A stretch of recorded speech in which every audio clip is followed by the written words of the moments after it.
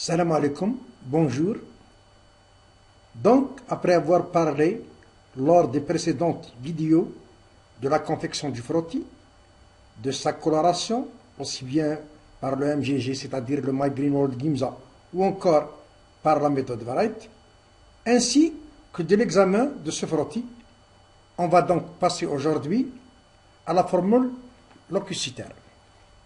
Donc, comme généralité, on peut dire que la formule sanguine est toujours associée à la numération globulaire.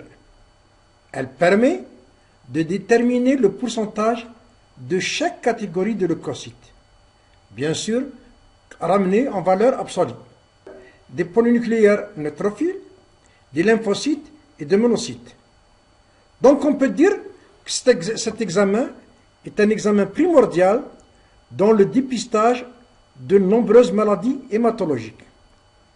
Il est également possible de détecter d'éventuelles cellules qui sont normalement absentes du sang circulant. C'est-à-dire c'est des cellules qui proviennent de la moelle osseuse. Pour ce qui est du but de la formule leucocytaire, cette dernière permet d'établir le pourcentage relatif de chacun des types de leucocytes présents, c'est-à-dire les polynucléaires neutrophiles, les éosinophiles, les basophiles, les monocytes, ainsi que les lymphocytes.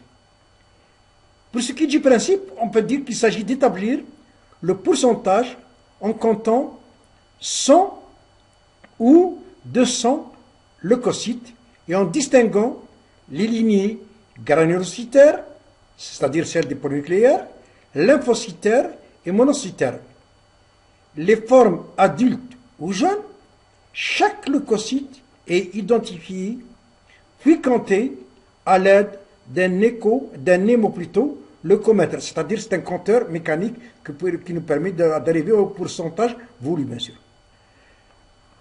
La technique, avec l'objectif à immersion, il faut parcourir l'ensemble du frottis, aussi bien sur les bords qu'au centre, en évitant les parties trop épaisses ou trop minces, comme on l'a vu précédemment, c'est-à-dire lors de l'examen du frottis sanguin.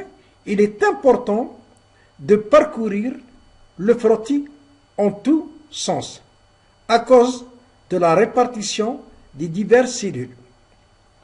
Voilà un exemple de frottis. Voilà votre frottis coloré. Pour ce qui est de la lecture, elle peut se faire dans ce niveau-là. Bien sûr, on peut faire ça, on remonte, on descend, etc. Comme, bien sûr, il y a une autre méthode qui consiste à faire ça, bien sûr. Voilà.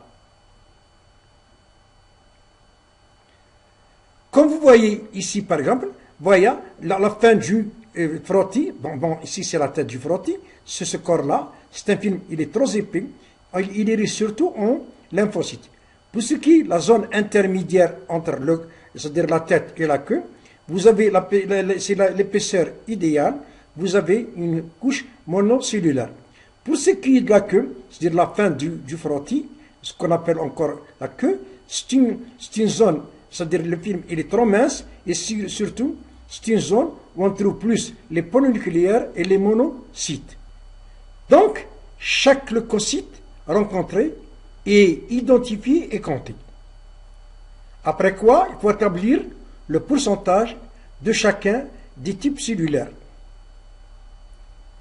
À partir du pourcentage, on doit calculer le nombre absolu de chacun des types désirés. C'est-à-dire, on va donner le jeton, par exemple, en millimètres cubes. Au lieu d'avoir le taux en pourcent, bien sûr, on va le donner en millimètres cubes. Ou encore, même par litre. Il faut noter bien que ce calcul, c'est-à-dire la valeur absolue, est surtout utile lorsque le nombre de leucocytes ou encore le pourcentage de chacun des types de leucocytes est anormal. Pour ce qui est des valeurs usuelles, nous avons les polynucléaires neutrophiles, donc la valeur elle est entre soit 40 à 70%, ce qui nous donne par litre 2 à 7 fois 10 puissance 9 par litre, bien sûr, en système international. Pour ce qui est des eosinophiles, on a 1 à 4, pour certains auteurs c'est 1 à 3. Donc en valeur absolue, on a 0,04 à 0,4 fois 10 puissance 9 par litre. Pour ce qui est des basophiles, c'est inférieur à 1%, c'est-à-dire inférieur à 0,1 10 puissance 9 par litre. Pour ce qui est de lymphocytes, on a entre 20 à 40%, ce qui nous donne en valeur absolue 0,8 à 4 fois 10 puissance 9 par litre. Les monocytes, 4 à 10%, d'où 0,16 à 1 fois 10 puissance 9 par litre. Maintenant, on va parler de l'interprétation. Comme vous voyez, ici par exemple, nous avons affaire à un polynucléaire neutrophile. Bon, tout ça, c'est bien sûr des globules rouges. On a pour ce qui est de la diminution, qu'on appelle aussi une neutropénie.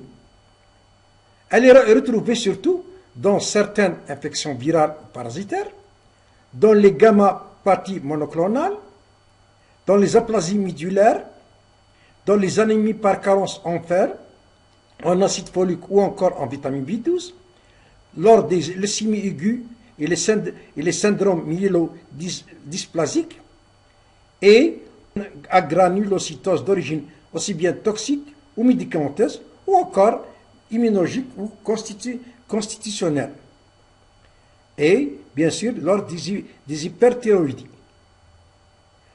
Lorsque les polynucléaires, il y a une augmentation des polynucléaires neutrophiles, qu'on peut aussi appeler polynucléose neutrophile, c'est lors d'infections bactériennes à germes pyogènes, certaines parasitoses, les maladies inflammatoires, les nécroses tissulaires infarctus du myocarde ou encore traumatisme, et les cancers, les maladies de Hodgkin, des désordres métaboliques, exemple de goutte, urémie, éclampsie, et lors de syndromes myéloprolifératifs et lors d'hémorragie et hémolyse, des intoxications aussi bien par le benzène, des radiations et certains médicaments, sans oublier bien sûr le tabac.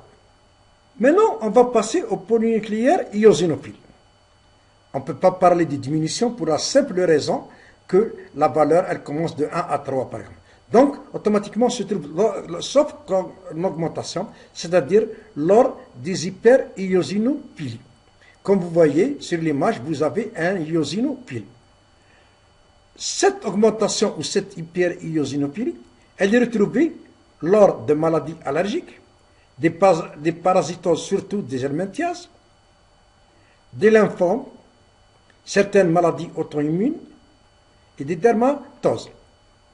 Maintenant, on va passer aux polynucléaires basophiles. Bien sûr, aussi dans ce cas, on ne peut pas parler de diminution, on va parler d'augmentation. C'est surtout lors des syndromes plutôt myéloprolifératifs.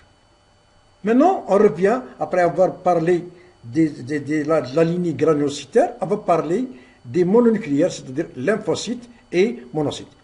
Pour ce qui est des lymphocytes, la diminution de ces derniers, ou encore lymphopénie, elle est retrouvée lors d'aplasie médulaire, à granulocytose d'origine toxique, lors de corticothérapie et traitements immunosuppresseurs, les irradiations étendues, les déficits immunitaires congénitaux et la maladie de Hodgkin.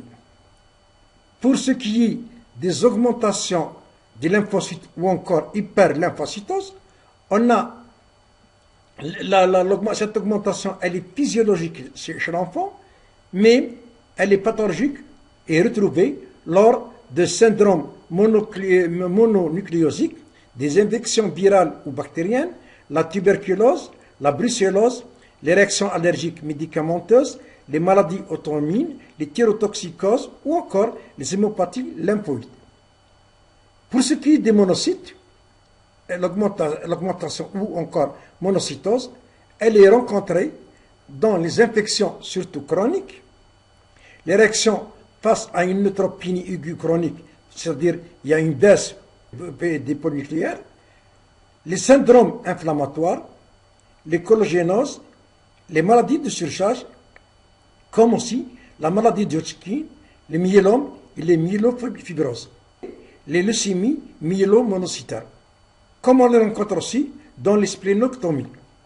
Pour ce qui est de la présence d'éléments médulaires immatures, c'est retrouvé surtout lors de syndromes myéloprolifératifs tels que les myélémies, lors des érythroblastoses après splénectomie ou encore hémorragie sévère, des myélofibroses, lymphomes, myélomes, métastases médulaires de cancer, blastose sanguine au cours de leucémie aiguë.